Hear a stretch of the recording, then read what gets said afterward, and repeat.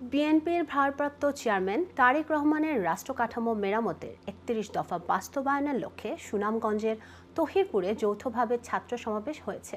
শুক্রবার বিকেলে উপজেলার বাধাঘাট বাজারে এই ছাত্র সমাবেশ আয়োজন করে বাধাঘাট ইউনিয়ন ছাত্রদল, বড়দল উত্তর ইউনিয়ন ছাত্রদল এবং বাধাঘাট সরকারি কলেজ ছাত্রদল। কলেজ ছাত্রদলের আহ্বায়ক সুজন মিয়ার সভাপতিত্বে এবং সদস্য সচিব আরিফুল হক রুবেলের সঞ্চালনায় পরিবেশনটি প্রচারিত হয়।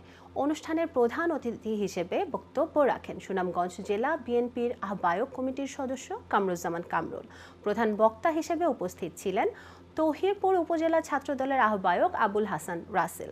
ছাত্র সমাবেশে বক্তারা তারেক রহমানের ঘোষিত ৩১ দফার গুরুত্ব তুলে ধরেন, বলেন রাষ্ট্রের ন্যায় বিচার ও গণতন্ত্র পুনরুদ্ধারে এই দফাগুলি বাস্তবায়ন অত্যন্ত জরুরি।